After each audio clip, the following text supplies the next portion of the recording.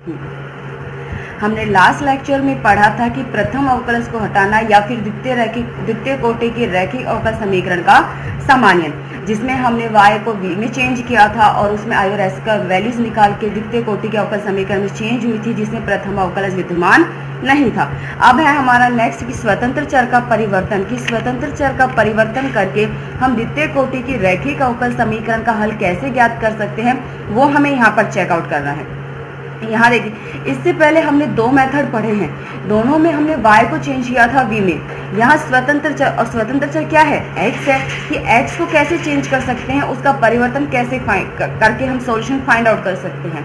एक चीज़ और मैं आपको बता रही हूँ कि जो ये आपकी यूनिट है जिसमें ये 6th एक्सरसाइज है, ठीक है, इसमें मेथड तो काफ़ी है, लेकिन किस मेथड से कौन सा क्वेश्चन सॉल्व होगा ये नहीं है। आपने जो फर्स्ट मेथड में जो क्वेश्चंस किए थे वो आप जो सेकंड मेथड पढ़े उनसे भी सोल्व हो सकते हैं, इस मेथड से भी सोल्व हो सकते हैं। इसका ये नहीं है कि क्योंकि सिर्फ द्वितीय कोटि के रैखिक अवकल समीकरण है जिसका हमें सॉल्यूशन फाइंड आउट करना है। अब उसे v में चेंज करके प्रथम अवकलज को हटा के या स्वतंत्र चर का परिवर्तन करके और आगे भी हम जो मेथड पढ़ेंगे उनसे भी सॉल्यूशन फाइंड आउट कर सकते हैं। इनका मेथड फिक्स नहीं है। तो एग्जाम में आपका यही होगा कि आप क्वेश्चंस को ध्यान से देख के ये सॉल्व आउट करने की कोशिश करें कि क्वेश्चन किस मेथड से सोल्व होगा हमारा, क्योंकि इनमें कोई भी मेथड इस पर लग सकता है। इसमें कोई आइडिया नहीं है। जिस तरीके से आपकी फर्स्ट यूनिट थी उसमें तो आपका आइडिया था कि हाँ इस तरीके से होगी तो ये मेथड लग जाएगा और इस तरीके से होगी तो ये मेथड लगेगा, लेकिन इसमें ऐसा कुछ नहीं है।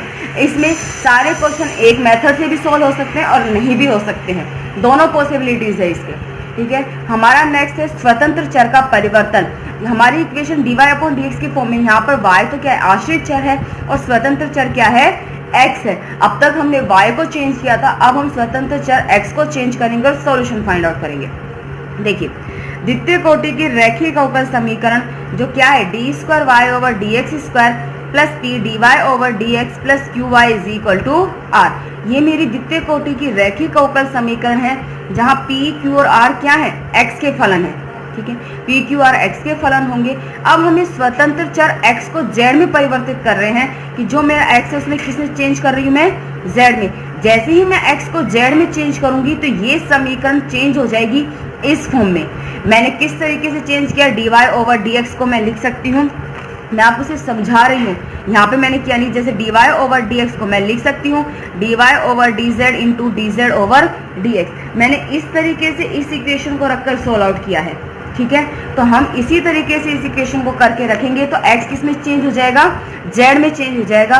तो हमें यहाँ पर उसको चेंज कैसे किया ये चेकआउट नहीं करना। जैसे ही आप स्वतंत्र चर x को z में चेंज करेंगे तो जो ये मेरी द्वितीय कोटि की रैखिक अवकल समीकरण है एक, ये चेंज हो जाएगी और ये चेंज हो जाएगी इस फॉर्म में, d2y/dz² plus p1 dy/dz plus q1y is equal to r1। देखिए, स्वतंत्र चर x चेंज हो चुका है z में। जो ये p1, q1 और r1 है ये आपको यहाँ पे नई वैल्यूज मिलेंगी। ये नहीं कि जो यहाँ पे p, q, r है वही वैल्यूज ये मिलेंगी, ऐसा नहीं है। यहाँ p1, q1 और r1 की वैल्यूज अलग से मिलेंगी जिनका फॉर्मूला इस तरीके से है। p1 आप फाइंड आउट करोगे, p1 का फॉर्मूला है d2z/dx² plus p dz/dx upon dz/dx का होल स्क्वायर। q1 होगा is equal to q upon में dz/dx का होल स्क्वायर, और r1 आप फाइंड करोगे r अपॉन में dz/dx के होल स्क्वायर से, जहाँ p, q, r तो यही वैल्यूज होंगी और ये p1, q1 और r1 के फॉर्मूले। यहाँ अगर आप चेक करो तो देखो यहाँ dz/dx है, यानी z x का फलन होना चाहिए, जबकि हमने तो यहाँ पर z को किसी भी x के फलन में नहीं माना है। तो ये हम क्वेश्चन सोल्व करेंगे, वहां पर हमारा z x के फलन के रूप में आएगा। तो सबसे पहला काम आपका ये है कि आपके पास द्वितीय कोटि के रैखिक अवकल समीकरण दी हुई होगी, उसमें स्वतंत्र चर x को आप z में चेंज करेंगे, और जैसे ही z में चेंज करेंगे आपकी जो समीकरण एक है वो इस फॉर्म में चेंज हो जाएगी। डायरेक्ट आपको क्वेश्चन ऐसे ही करने हैं जहां p1, q1 और r1 की वैल्यूज ये होंगी। क्लियर है। अब z x का फलन कैसे सिलेक्ट करेंगे, उसके दो मेथड है हमारे पास, ठीक है। देखिए, z का x के फलन के रूप में चयन, z का x के फलन के रूप में चयन दो भिन्न विधियों से कर सकते हैं, जिससे या तो p1 0 मिलेगा या फिर q1 कांस्टेंट मिलेगा। ये c² है जो कि कांस्टेंट है। z का x के रूप में फलन ज्ञात करने की दो विधि हैं, और उन दोनों विधियों में कि या तो मेरा जो ये p1 है ये 0 मिलेगा और या फिर q1 क्या होगा, एक अचर मान मिलेगा। अब देखिए, प्रथम विधि है मेरी यदि हम z का चयन इस प्रकार करें कि समीकरण 2 में dy/dz का गुणांक शून्य हो जाए, अर्थात p1 शून्य हो जाए, कि मैं z का ऐसा मान सिलेक्ट करूं, इस तरीके से उसको मान सिलेक्ट करूं कि जो मेरी समीकरण 2 है उसमें dy/dz का गुणांक जो कि क्या है p1 है, क्या हो जाए 0 हो जाए। और p1 अगर 0 हो गया तो इस फॉर्मूले से देखिए p1 0, ये 0 में चला गया है, ये आपको मिलेगा d2z/dx² plus p dz/dx is equal to 0। Clear है? ये मानकर किया जाता है, ये नहीं कि हमने किसी विधि से किया है, हम मानकर चल रहे हैं कि मेरा अगर dy/dz का गुणांक 0 यानी p1 0 है तो उस केस में ये इक्वेशन मिलेगी। अब इस इक्वेशन को सोल्व करने पर देखिए ये इक्वेशन आप कैसे सोल्व करोगे। यहाँ पे आपके पास ये इक्वेशन इस फॉर्म में है d2z/dx² प्लस में साथ में है हमारा प्लस में p dz/dx is equal to 0। मैंने यहाँ पर मान लिया कि माना dz/dx is equal to v, और dz/dx अगर v है तो d2z/dx² क्या हो जाएगा dv/dx। यहाँ पुट कर दीजिए तो ये आपकी इक्वेशन होगी dv/dx प्लस में pv इज इक्वल टू 0, यही होगा। यहाँ पर अगर आप चेक करो तो ये आपका क्या मिलेगा, रैखिक अवकल समीकरण है, ठीक है। ये p x का फलन है, कांस्टेंट कुछ भी हो सकता है, या फिर मैं ऐसे लिख सकती हूँ dv/v is equal to minus p dx। इसका जैसे इंटीग्रेशन करोगे तो log v is equal to क्या हो जाएगा, ये minus of integration p dx। समाकलन करते हैं तो हमारे पास एक अचर मान भी आता है जो समाकल स्थिरांक होता है, लेकिन यहाँ मेरा समाकल स्थिरांक नहीं होगा क्योंकि मुझे सिर्फ वैल्यूज फाइंड आउट करनी है। तो इस चीज़ का ध्यान रखना, आप यहाँ पर इसका समाकल स्थिरांक नहीं ले लें क्योंकि बाद में सॉल्यूशन में एक साथ भी फाइंड होता है। तो यहाँ से v आपका क्या हो गया e⁻ minus integration of p dx, यही मिलेगा। v का मान क्या था आपका dz/dx, तो यानी dz/dx is equal to e⁻ minus of integration p dx, यानी dz is equal to e⁻ minus of integration p dx। समाकलन वापस से कीजिए तो z is equal to integration of minus integration p dx into में dx, यही तो है मेरा z यहाँ पर। क्लियर है? तो ये हमने इस तरीके से फाइंड किया हुआ है, लेकिन मैंने आपको सिर्फ यहाँ पे आपको ये याद रखना है, डायरेक्ट अगर आप p1 का गुणांक 0 लेकर चलते हैं ये मिलेगा यहाँ से आपको z का मान। इसे आप सोल्व जब कर लोगे, क्योंकि आपके पास p का मान आपकी दी हुई अवकल समीकरण होगा, इस समीकरण जैसे ही सोल्व करोगे किसमें आएगी, z का मान आएगा, तो आपको z मिल गया x का फलन के रूप में। जैसे ही आपको z मिल गया, p1 आपने 0 ले लिया है, p1 0 है, z का मान यहाँ से आ जाएगा, z का मान आती है आप q1 और r1 फाइंड आउट कर सकते हो, जहाँ q और आपको यहाँ पे दिए हुए होंगे। p1 ऑलरेडी 0 हो चुका है, p1 का मान 0 है, q1 और r1 के मान यहाँ से फाइंड हो गए, उसे समीकरण 2 में रख दीजिए। जैसे ही समीकरण 2 में रखोगे आपको ये इक्वेशन मिल जाएगी। क्लियर है? और ये समीकरण कैसी है, समाकलनीय है। आप अगर आप यहाँ पर अगर देखें तो q1 और r1 या तो x के फलन होंगे या कोई कांस्टेंट वैल्यूज होगी। अगर आप यहाँ देखें तो ये आपकी अचर गुणांकों की रैखिक अवकल समीकरण ही बनेंगी। तो आपके आगे का मेथड यही होगा कि जब आप इसको चेंज कर दोगे, वैल्यूज फाइंड आउट करके p1, q1 और r1 के मान निकाल कर समीकरण 2 में रखेंगे, तो आपकी वो अचर गुणांकों की रैखिक अवकल समीकरण बनेगी, जिसका सॉल्यूशन आपको उसी तरीके से देने हैं, पूरक फलन और विशिष्ट समाकल ज्ञात करके। क्लियर है? ये तो था मेरा फर्स्ट मेथड। अब है मेरा सेकंड मेथड कि मैं z का चयन इस तरीके से करती हूँ कि जो समीकरण 2 है उसमें q1 का गुणांक वो क्या हो जाए, सॉरी q1 अचर हो जाए, यानी q1 इज इक्वल टू मैंने c² मान लिया है जो कि कांस्टेंट है। मैं z का मान इस तरीके से सिलेक्ट कर रही हूँ कि जो ये समीकरण 2 है इसमें q1 क्या हो, अचर हो जाए, और मैंने q1 क्या मान लिया है, c² जो कि कांस्टेंट वैल्यूज है। यहाँ पुट कर दीजिए तो c² is equal to q/dz/dx का होल स्क्वायर। इसे इधर ले जाइए, c² इंटू dz/dx का whole square is equal to q। यहाँ से c dz/dx क्या मिल जाएगा, √q। dx को उधर लियो और समाकलन कीजिए तो cz is equal to integration of √q dx। आप इसे सोल्व करोगे, q x का फलन है, कांस्टेंट वैल्यूज होगी, z मिल जाएगा आपका x के मान में। जैसे ही z x का फलन मिल गया है तो q1 को तो आपने अचर मान लिया c²। याद रखना q1 का मान आप दोबारा फाइंड नहीं करेंगे क्योंकि वो आपने मान लिया अचर। जैसे ही यहाँ से z का मान मिलेगा, p1 और r1 के मान आप निकाल सकते हैं। p1, q1 और r1 का मान निकाल के समीकरण 2 में रख दीजिए तो आपकी ये इक्वेशन होगी, जिसमें यह समीकरण क्या है, समाकलनीय होगी। कब, जैसे आप Q को अगर Q1 को अचर मानोगे तो आप P1 का मान जब याद करोगे, यहाँ से आपने Q1 को अचर मान लिया, इसे सोल्व करोगे, Z का मान आ गया आपके पास, फिर आप P1 का मान निकालोगे। अगर Q1 हमारा अचर है उस केस में P1 का मान या तो कोई कांस्टेंट वैल्यू मिलेगी आपको या फिर 0 मिलेगा, कोई x का फलन नहीं मिलेगा, सिर्फ कांस्टेंट या 0 होगी। यही मैंने यहाँ लिखा है, यह समीकरण समाकलनीय है अगर P1 का मान क्या हो, अचर या शून्य हो जाए। ठीक है, मैं अभी आपको ये भी बताऊंगी हम कौन सा मेथड यूज लेंगे। मैं एक बार समराइज आपको कर देती हूँ कि स्वतंत्र चर का परिवर्तन, मेरे पास द्वितीय कोटि की ये रैखिक अवकल समीकरण है जहाँ P, Q और R x के फलन है।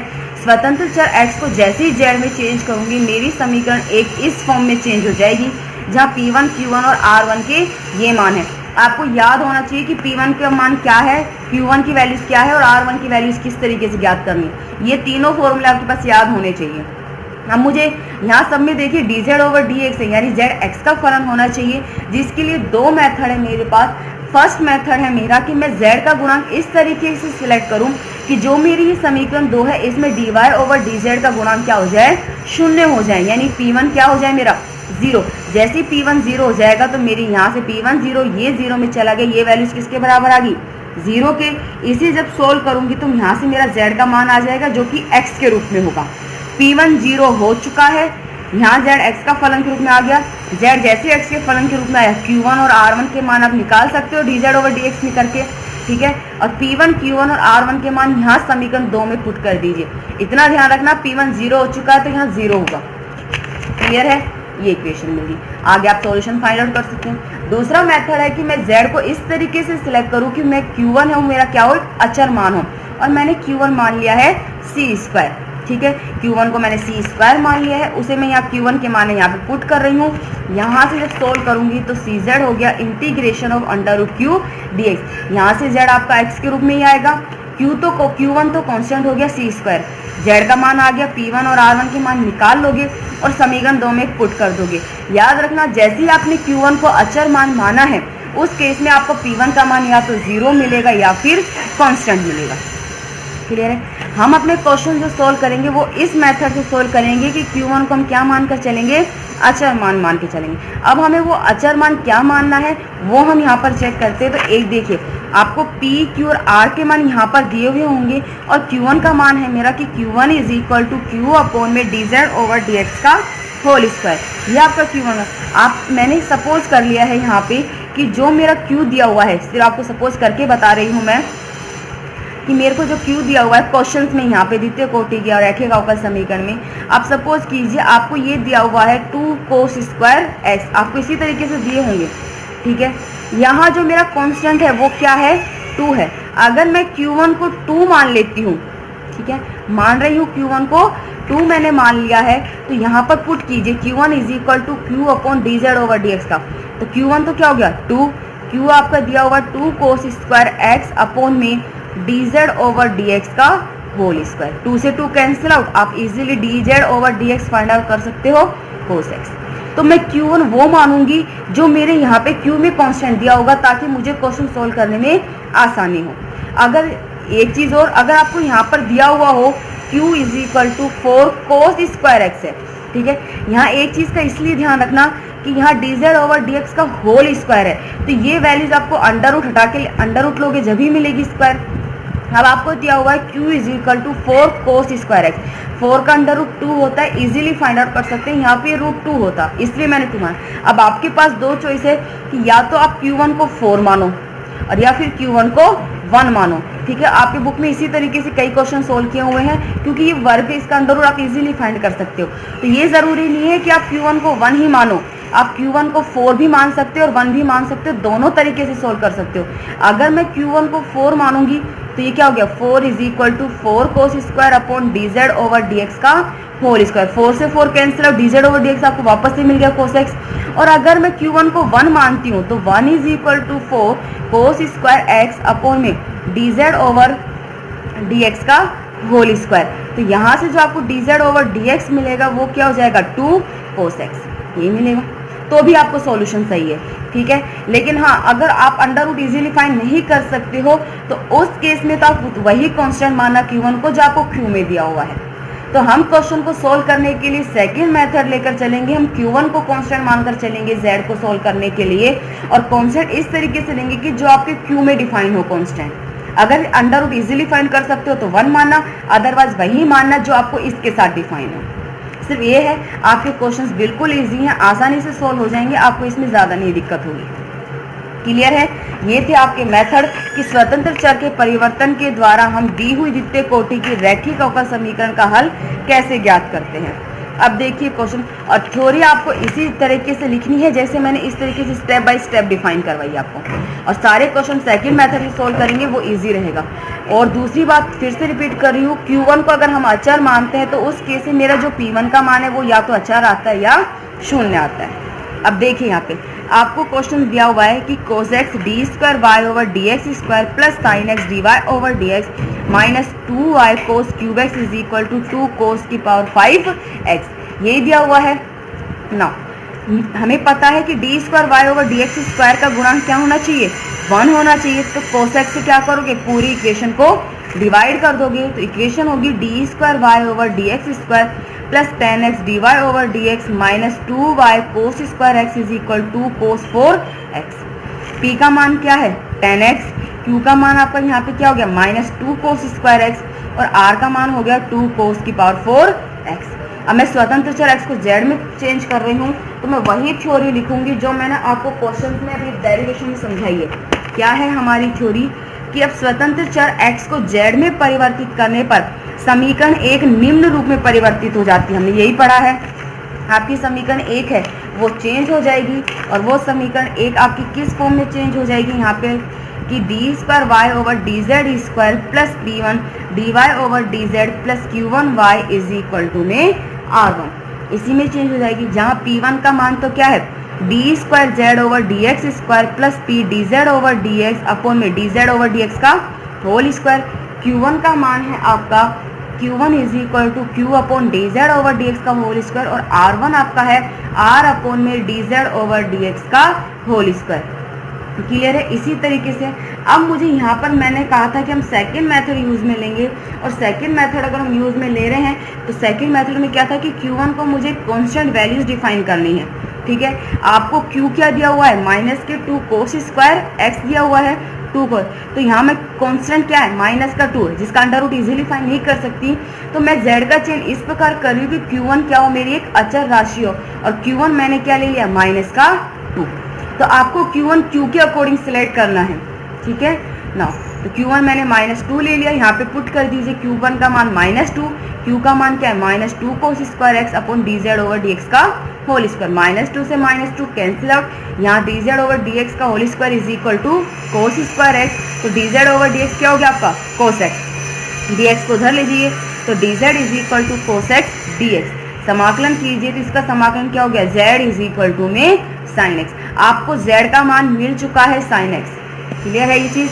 नाउ P1 का मान निकालिए, P1 क्या है d square z over D x square, यानी z का x के साथ दो बार अवकलन, एक बार तो क्या है cos x, जब आप इसका दोबारा अवकलन करोगे तो क्या आ गया माइनस का sin x।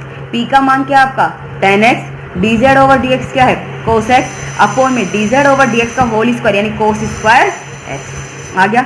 10x sin x upon cos, cos से cos कैंसिल आउट, माइनस के साइन प्लस के साइन, P का मान क्या हो गया 0। और यही मैंने आपको बताया था अगर Q1 मैं लेती हूँ जो कि कांस्टेंट वैल्यूज होती है, उस केस में P1 का मान या तो 0 आता है या फिर अचर आता है। R1 का मान फाइंड किया, R1 किसके बराबर है R upon d z over D x का होल स्क्वायर।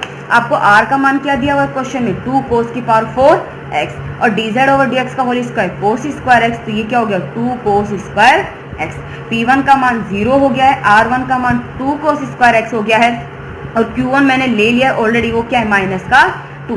P1, Q1 और R1 के मान तीनों के मान समीकरण 2 में पुट कीजिए, ये 0 हो गया है, ये -2 और ये cos स्क्वायर x। क्लियर है?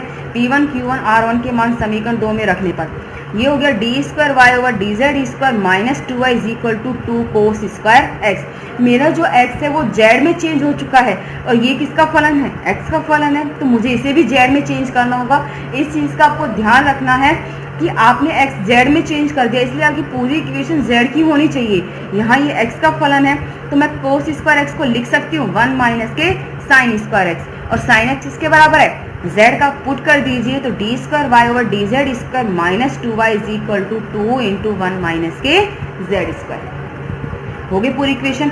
इसे लिख सकते हो इस तरीके से, D square minus 2 into Y is equal 2 into 1 minus Z square. Equation number third, जहां मेरा डी क्या है, डी ओवर डी जेड। ये क्या है, अचर गुणांकों की रैखिक अवकल समीकरण है।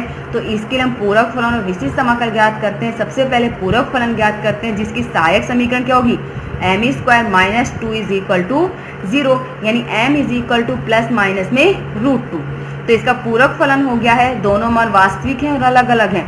पूरक फलन है c1 e to the power √2z plus c2 e to the power minus के √2z। विशिष्ट समाकल फाइंड कीजिए तो 1/d square minus 2 into 2 1 minus Z square. आपको मैंने बताया था कि x के फलन होते हैं तो इसे 1 माइनस एक्स का होल इनवर्स की फॉर्म में बनाते हैं, ऊपर जो भी हो। यहाँ से मैंने -2 कॉमन ले लिया है, ये क्या बचेगा 1 माइनस डी स्क्वायर अपॉन 2, ऊपर ले गए whole inverse into 1 minus Z square. ये तो कैंसिल आउट, माइनस का 1 बचा, इसका होल इनवर्स खोली तो 1 plus D square upon 2 plus D square upon 4 up to so on into 1 minus Z square. यहाँ डी किसको शो कर रहा है, अवकलन को शो करेगा, और जेड की घात कितनी है 2। तो आप इसका मैक्सिमम कितनी बार अवकलन कर सकते हैं, 2 बार अवकलन कर सकते हैं। तो ये क्या हो जाएगा, मल्टीप्लाई कीजिए इसके साथ 1 के साथ, तो 1 माइनस जेड स्क्वायर। 2 बार अवकलन करोगे, एक बार किया माइनस के 2z, दोबारा किया तो माइनस का 2, और 4 बार अवकलन तो क्या हो जाएगा 0। -1 प्लस 1 कैंसिल और माइनस का जेड स्क्वायर, बाहर माइनस है तो विशिष्ट समाकल आपका क्या हो गया जेड स्क्वायर। तो ये चूंकि y के लिए निकलेगा सॉल्यूशन, तो इसका सॉल्यूशन क्या हो गया y is equal to C F plus में पी आई। आपका सी एफ क्या था, c1 e to the power √2z plus c2 e to the power minus √2z plus में जेड स्क्वायर। मैंने आपको बताया था कि अवकल समीकरण जिन वेरिएबल्स में दी हुई होती है, सॉल्यूशन भी हमें उन्हीं वेरिएबल्स में देना होता है। और आपकी इक्वेशन x और y में, सॉल्यूशन भी x और y में दोगे। तो z का मान हम लोगों ने निकाल लिया था, z का मान क्या था, साइन x आया था। तो आप यहाँ पे पुट कर दीजिए z के मान, तो y is equal to c1 e to the power √2 sine x plus c2 e to the power minus √2 sine x plus में साइन स्क्वायर, जो कि दिए हुए समीकरण का व्यापक हल है। तो ये है स्वतंत्र चर का परिवर्तन करके हम द्वितीय कोटि की रैखिक अवकल समीकरण का हल कैसे ज्ञात कर सकते हैं, ये उसके मेथड है। आप लोग क्वेश्चंस ट्राई करना। अगर आपको किसी भी क्वेश्चंस में कोई भी डाउट हो, अगर कोई नहीं होते हैं तो आप मुझे बता देना, इस मेथड में आपको फिर से रिपीट करूँगा।